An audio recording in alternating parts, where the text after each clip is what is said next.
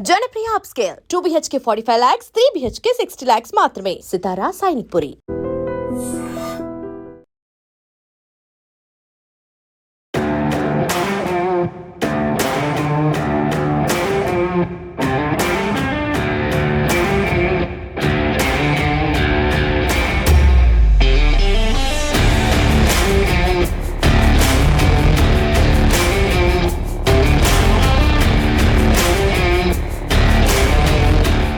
Hello viewers, welcome to iDreams media.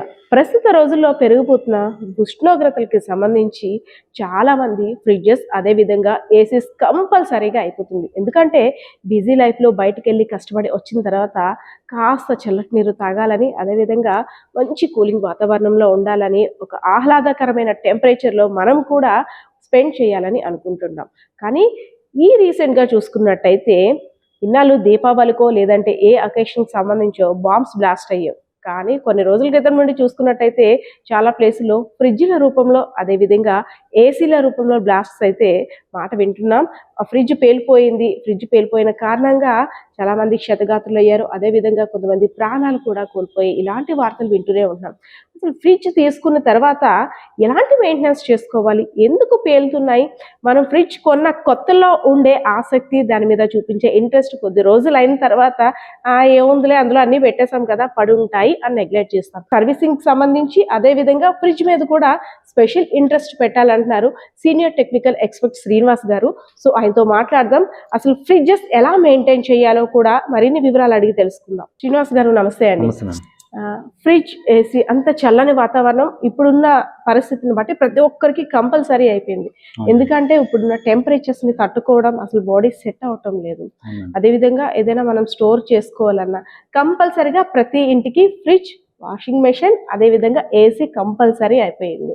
So fridges ఈ మధ్య recent గా చూసుకున్నట్టయితే రిఫ్రిజిరేటర్స్ బ్లాస్ట్ అవుతున్నాయి. సో గతంలో ఎప్పుడు కూడా వినేవారు కాదు, కానీ ఈ మధ్య తరచుగా మరి బ్లాస్టింగ్స్ అనే మాట వినిపిస్తున్నాయి. అసలు ఎందుకు సార్ రిఫ్రిజిరేటర్స్ మెయిన్ గా బ్లాస్ట్ అవ్వడానికి కారణం ఏంటి సార్? యాక్చువల్గా రెఫ్రిజిరేటర్స్ ఏమైనా బ్లాస్ట్ అవుతున్నాయి అంటే దానికి రీజన్ వచ్చేసరికి మెయిన్ వోల్టేజ్ ఫ్లక్చువేషన్స్ అండి. సో ఆ టైంలో మనం కేర్ఫుల్ గా, అంటే ప్రతి రెఫ్రిజిరేటర్ ఏది తీసుకున్నా సరే దానికి సపరేట్ గా స్టెబిలైజర్ అనేది మనం యూజ్ చేసుకోవాలండి. స్టెబిలైజర్ యూజ్ చేసుకోవడం వల్ల ఏంటంటే రెఫ్రిజిరేటర్ వరకు ఆ పవర్ అనేది రాదండి. ఏదైతే బోర్డు ఉంటుందో ఆ బోర్డు వరకు వెళ్ళింది అంటే పవర్ హై వోల్టేజ్ వచ్చిందంటే అప్పుడు రెఫ్రిజిరేటర్ అనేది బ్లాస్ట్ అయ్యే ఛాన్స్ ఉంటుంది. సో మీరు ఏంటంటే కంపల్సరీగా ప్రతి రెఫ్రిజిరేటర్కి వోల్టేజ్ ఫ్లక్చువేషన్ అనేది ఇన్బిల్ట్ ఉంటుంది. బట్ అడిషనల్ సెక్యూరిటీగా తీసుకోవడం బెస్ట్ అండి. తీసుకుంటే మన బోర్డు వరకు ప్రొటెక్షన్ రాదు, ఏదైతే రెఫ్రిజిరేటర్స్ ఉంటాయో బ్లాస్ట్ అయ్యే ఛాన్సెస్ తగ్గిపోతాయి అన్నమాట. సో నెక్స్ట్ ఏంటంటే మనం రెఫ్రిజిరేటర్ తెచ్చుకున్న తర్వాత స్టార్టింగ్ మనం ఆన్ చేసినప్పుడు ఎంటీగా ఒక 2 hours అనేది ఆన్ చేసుకోవాలండి. ఎందుకంటే దీని తాలూకా కెపాసిటీ ముందు కూలింగ్ అయితే మనం పెట్టే ఐటమ్ కూలింగ్ ఇస్తుంది కాబట్టి దాని మీద ప్రెజర్ ఉండదు కంప్రెసర్ మీద. సో అలాంటప్పుడు మనం యూజ్ చేసుకునేటప్పుడు ఎంటీగా రెఫ్రిజిరేటర్ ఆన్ చేసుకొని ఒక 2 hours తర్వాత మనం ఐటమ్స్ పెట్టుకుంటే ఐటమ్స్ వరకే కూలింగ్ అవ్వాలి కాబట్టి కంప్రెసర్ మీద ప్రెజర్ ఎక్కువ పడదు. ఇలాంటి వాటి వల్ల కూడా మనం దాన్ని స్కిప్ చేసే ఛాన్స్ ఉంటాయండి. సార్ ఎక్కువగా అంటే ఫ్రిడ్జ్ ఉన్నది ఇంత, కానీ ఎన్ని వస్తువులు పడితే అన్ని కుక్కేస్తూ ఉంటుంటాం. వెజిటబుల్స్ కావచ్చు, అదే విధంగా కొన్ని డ్రింక్స్ కావచ్చు, దాని లిమిట్ ఎంత ఉందో కూడా మనం గమనించలేం. అంటే దీని కెపాసిటీ ఎంత ఉందో కూడా చూసుకోకుండా అన్ని పెట్టేస్తుంటాం. సో దాని వల్ల ఏదైనా ప్రాబ్లం వస్తుందంటారా? అంటే కూలింగ్ లేట్ అవుతుంది మేడం. ఫుల్ ఫ్లెడ్జ్డ్ గా మనం ఏదైతే స్టోర్ చేస్తామో కూలింగ్ అనేది పాస్ అవ్వకపోవడం వల్ల కొంచెం ప్రెజర్ అనేది పెరుగుతుందండి. సో ఏదైనా మనం చూసుకునేటట్టయితే గ్యాప్ ఉంచుకొని యూజ్ చేసుకోవడం వల్ల ఏంటంటే అంత ప్రెజర్ రాదు కంప్రెసర్ మీద. సో కంప్రెసర్ స్టెబిలిటీ కూడా పెరుగుతుందండి. సార్ ఇప్పుడు చూసుకున్నట్టయితే మనం ఫస్ట్ మాట్లాడుకున్నాం టెంపరేచర్. వంటగదిలోని మనుషులు ఉండడానికి ఇప్పుడు ప్లేస్ చాలా తక్కువ అయిపోయింది. సో ఇలాంటి ఎలక్ట్రికల్ అప్లయన్సెస్ ఉండేటప్పుడు ఏంటంటే ఒక సందు చూసామా పెట్టేసామా అనేటట్టు ఉంటున్నాం. దానికి ఒక ప్లేస్ సెట్ అయిందా అనేసి అని చూసుకుంటాం తప్పితే ప్రాపర్ ప్లేస్ లో మనం పెట్టగలుగుతున్నామా లేదా అనేది కాస్త అంటే అది తగ్గిందనే చెప్పుకోవచ్చు. సో దీని నుండి వచ్చే వేడి కూడా అది ఎక్కడికి వెళ్ళలేక దాని వల్ల కూడా బ్లాస్టింగ్స్ జరుగుతాయి అంటారు. దాని వల్ల బ్లాస్టింగ్ అయితే జరిగే ఛాన్స్ తక్కువ ఉంటాయి మేడం. బట్ ఏంటంటే కూలింగ్ అనేది రెఫ్రిజిరేటర్ లో ఉండే ఐటమ్స్ కూలింగ్ అనేది ఎక్కువ అవ్వదు. సో ఏదైతే మనం పెట్టుకుంటామో దీనికి ఒక 4 inches 3 inches గ్యాప్ ఉంచుకోవాలి, బోత్ సైడ్స్ 3 sides కూడా. అలా ఉంచుకోవడం వల్ల ఏంటంటే ఎయిర్ అనేది పాస్ అవుతుంది. ఎప్పుడైతే రెఫ్రిజిరేటర్ చుట్టూ ఎయిర్ అనేది పాస్ అయిందో కూలింగ్ కూడా కాన్స్టెంట్ గా మెయింటైన్ అవుతుందండి. సో సార్ మెయిన్ అంటే ఇప్పుడు ఏం పెట్టాలో ఏం పెట్టకూడదో కూడా తెలియని పరిస్థితిలో ఉన్నాం. ఫ్రిడ్జ్ అనేసరికి కామన్ గా చాలా మంది బాగా మెయింటైన్ చేస్తారు. కొంతమంది ఏంటంటే ఈ వస్తువు పెట్టేది గోధుమ పిండిలు అన్ని పెట్టేస్తూ ఉంటుంటారు. బికాస్ ఆఫ్ బయట ఏంటంటే కొంత పాడైపోతున్నాయి. ఫ్రిడ్జ్ లో అయితేనే ఈవెన్ కుంకుమ అవి కూడా పెట్టుకోవాల్సి వస్తుంది. కొంతమందికి బయట ఉంటే పాడైపోతున్నాయని. సో వాటి ఇంపాక్ట్ ఎలా పడుతుంది అంటారు ఫ్రిడ్జ్ మీద? అది ప్రాబ్లం ఉండదు మేడం. అలాంటివి ఏమైనా మనం దీంట్లో స్టోర్ చేసుకోవాల్సినవి ఏమైనా సరే దీంట్లో స్టోర్ చేసుకోవచ్చు. ఎన్ని ఐటమ్ మనం స్టోర్ చేసుకోవచ్చు. కాకపోతే ఏది చేసుకున్నా సరే గ్యాప్ అనేది మెయింటైన్ చేసుకుంటూ ఉండాలండి. ఎందుకంటే దీంట్లో నుండి వెంట ఉంటది. ఇక్కడ వెంట ఉన్నది చూసారండి. ఈ వెంట నుంచి అలాగే బ్యాక్ సైడ్ బాటమ్ లో కూడా మనకి వెంట్స్ ఇస్తాడు. ఆ వెంట నుండి బాటమ్ వరకు కూలింగ్ రావాలంటే ఎయిర్ పాస్ అవ్వాలి. ఆ ఎయిర్ పాస్ అవ్వాలంటే మినిమం గ్యాప్ అనేది మనం మెయింటైన్ చేయాలి. ఇక్కడ మనం పెట్టే ఫుడ్ పార్టికల్స్ ని ఇవి క్లోజ్ చేయకుండా ఎయిర్ పాస్ అయ్యేటట్టు కొంత గ్యాప్ పెట్టుకోవాలి. లేదంటే అది ప్రాబ్లం అవుతుంది. కూలింగ్ ప్రాసెస్ తగ్గుతుంది. అదే విధంగా ప్రెజర్ పెరుగుతుంది. కంప్రెసర్ మీద ప్రెజర్ పెరిగితే బ్లాస్ట్ అయ్యే ఛాన్సెస్ కూడా ఉంటాయి. సో సార్ అంటే మనకైనా సరే ఏదైనా ప్రాబ్లం పెద్దదైతే గానీ బయటికి రాదు అనారోగ్య సమస్యల. అలాగే వీటికి కూడా ఫస్ట్ మనకి ఇవి ఇండికేషన్ ఇస్తాయి, కానీ మనం అర్థం చేసుకోలేం. అది పెద్దదయ్యి ఫుల్ గా కూలింగ్ పడిపోయిన తర్వాత లేదంటే ఒక డిఫరెంట్ కాయిల్ కాలిపోయిన స్మెల్ వచ్చినప్పుడు, ఏదో వైరింగ్ ప్రాబ్లం ఏదో వచ్చి అప్పుడు మాత్రమే మనం చెక్ చేసుకుంటాం. ఓహో దీనికి ప్రాబ్లం వచ్చిందా, సరే డాక్టర్ని పిలుద్దాం అనే విధంగా మనం చూస్తాం. కానీ దీన్ని అసలు మెయింటెనెన్స్ ఎలా చెక్ చేసుకోవాలి, ఎన్ని నెలలకు ఒకసారి మనం ఏ విధంగా చెక్ చేసుకోవాలి దీనికి సపరేట్ గా చెకింగ్ అంటూ చేసుకోవడానికంటే ఏం లేదు మేడం. 6 months ఒకసారి మనం ఈ గ్యాస్కెట్స్ ఉంటాయండి. ఓకే.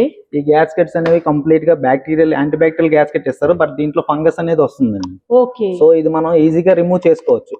ఒక 6 months ఒకసారి మనం రిమూవ్ చేసి దీంట్లో ఉన్న ఫంగస్ అది ఉంటే అదంతా క్లీన్ చేసుకొని మళ్ళీ ఇది ఇన్స్టాల్ చేసుకోవచ్చు అండి. ఇవన్నీ ఈజీయే. ఇది మంచి అంటే పాతవన్నీ గమ్మింగ్ టైప్ వచ్చేవి ఇప్పుడు డిటాచబుల్ వస్తాయండి. ఈ ఐటమ్స్ కూడా మనం ఎప్పుడైనా ఇన్ కేస్ మీరు క్యాంప్ ఎప్పుడైనా వెళ్ళారండి, రెఫ్రిజిరేటర్ మొత్తం క్లీన్ చేసి మొత్తం ఐటమ్స్ అన్ని తీసేస్తారు. తీసి ఒక 2 hours అలాగే ఎంటీగా వదిలేయండి. ఆ తర్వాత డోర్ క్లోజ్ చేసి వెళ్ళండి. మళ్ళీ వచ్చిన తర్వాత క్యాంప్ నుండి వచ్చిన తర్వాత మళ్ళీ డోర్స్ అనేవి ఓపెన్ చేసి ఒక 2 hours ఉంచేసి ఇందులో ఏదైతే మనకి ఆర్డర్ అనేది ఫార్మేషన్ అవుతుందో అదంతా మళ్ళీ పోతుంది. పోయిన తర్వాత మళ్ళీ డోర్స్ క్లోజ్ చేసి ఒక 2 hours ఎంటీగా ఆన్ చేసుకోవాలండి. ఎప్పుడు మనం రెఫ్రిజిరేటర్ వెకేషన్ చేసినప్పుడు బయటకు వెళ్ళిపోయినప్పుడు క్లోజ్ చేస్తామో ఆ టైంలో మళ్ళీ ఓపెన్ చేసిన తర్వాత మనం అలాగే ఏదైతే మళ్ళీ వచ్చి ఆన్ చేస్తామో 2 hours ఎంటీగా ఆన్ చేసుకోవాలండి.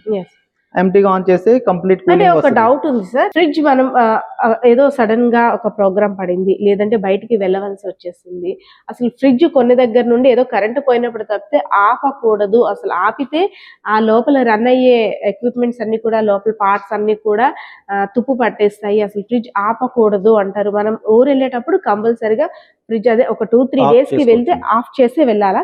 ఆఫ్ చేసుకోవచ్చండి. మీరు క్లోజ్ చేసి ఉంచుకున్నా పర్లేదు, ఆఫ్ చేసుకున్నా పర్లేదు.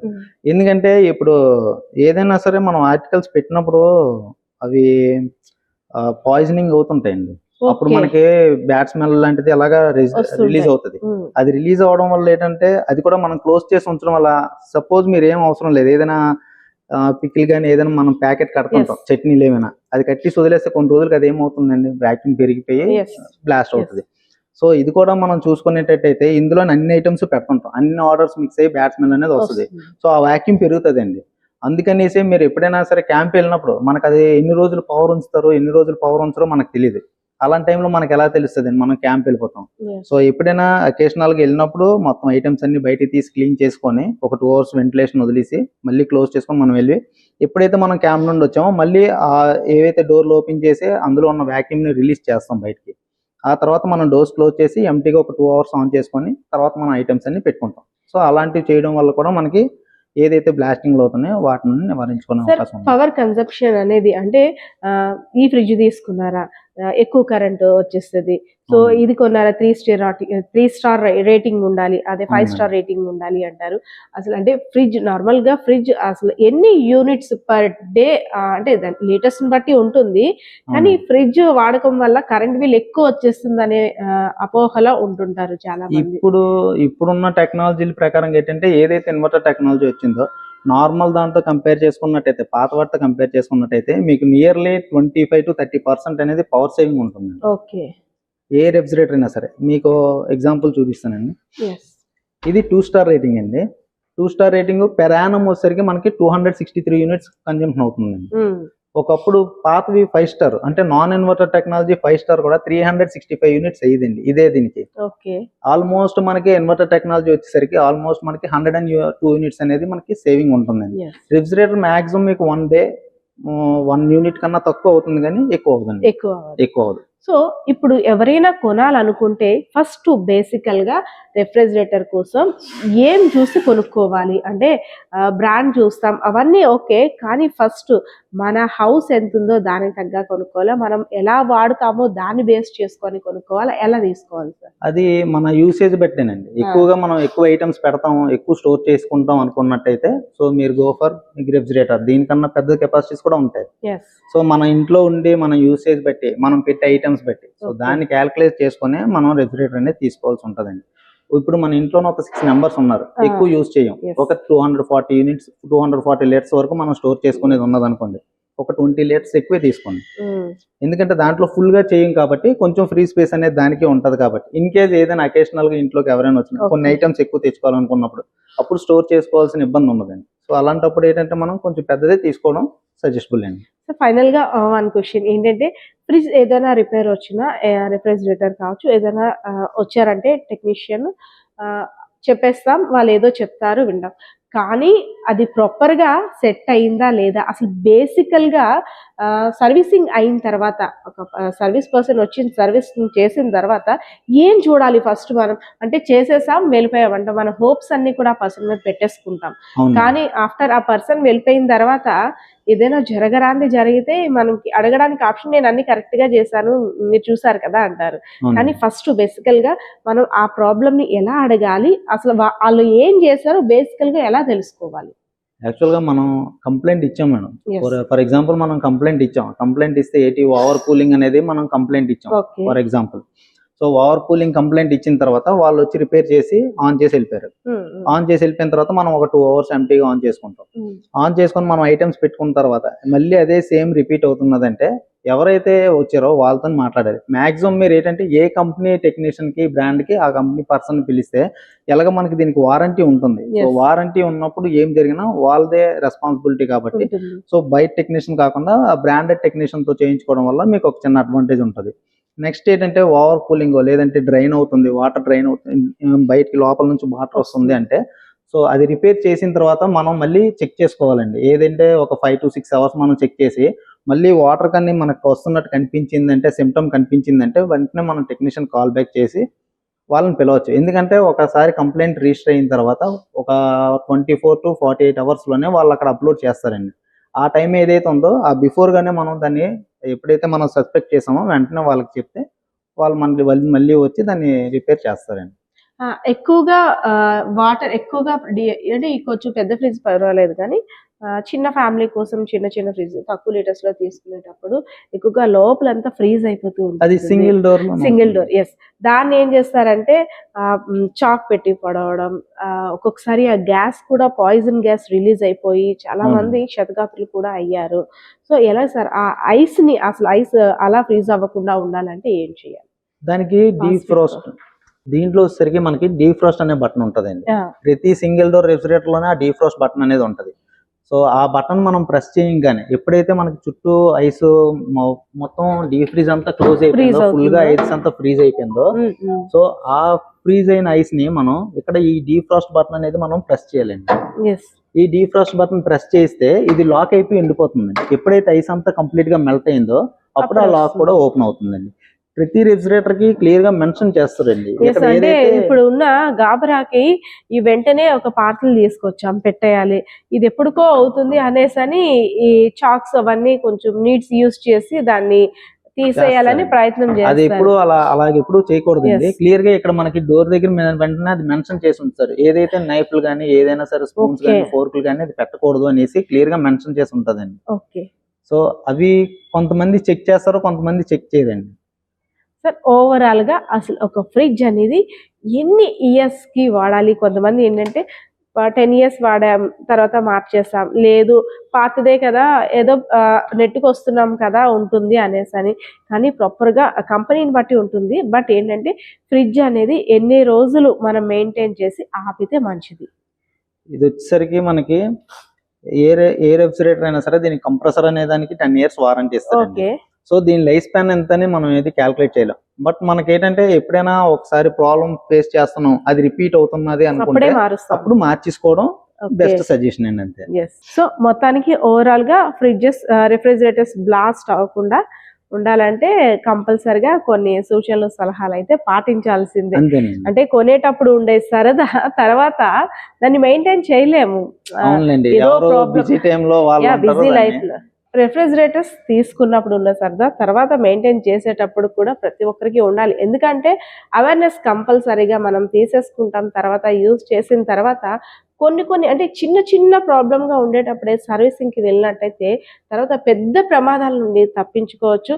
అదేవిధంగా ఒక హెవీ లోడ్ని పెట్టేస్తుంటుంటారు, బయటికి ఆ గాలి కూడా రాకుండా ఫ్రిడ్జ్ ఉన్న సామర్థ్యం ఎంతైతే అంతకు మించి డ్రింక్ బాటిల్స్ అని, ఫుడ్ పార్టికల్స్ అని, వెజిటేబుల్స్ అని, ఆ వెజిటేబుల్స్ కూడా కొన్ని పెట్టే ఉంటాయి, కొన్ని పెట్టకూడను కూడా ఉంటాయి. సో వీటన్నిటి మీద కూడా అవగాహన కల్పించుకొని ఫ్రిడ్జ్ని ఏ విధంగా వాడాలో ఆ విధంగా వాడితే ఎటువంటి ప్రమాదాలు కూడా జరగవని సీనియర్ టెక్నికల్ ఎక్స్పర్ట్స్ కూడా చెప్తున్న పరిస్థితి అయితే కనిపిస్తా ఉంది. కెమెరా పర్సన్ బాలకిషోర్తో Padma iDreams media Vizianagaram. And for more videos, Please subscribe to iDream. Please subscribe to iDream. Please subscribe iDreams. And please subscribe to iDream.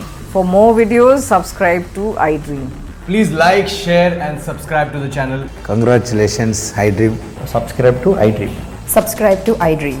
So subscribe to iDream Media. iDream ki iDream team andarki huge congratulations. Please subscribe iDream Media. Please subscribe to iDream. Subscribe iDream. Please subscribe to iDream. iDream అంటే నా కళల channel subscribe చేసుకున్న నోరు తిరుగుతలేదు, మీరైతే గంట గుర్తు కొట్టండి. For more such videos, please subscribe to iDream. Subscribe to iDream. Please subscribe to iDream. Please subscribe iDream Media. Please do subscribe to iDream. Please subscribe to iDream Media. For best entertainment and information, please subscribe iDream. And don't forget to subscribe to iDream.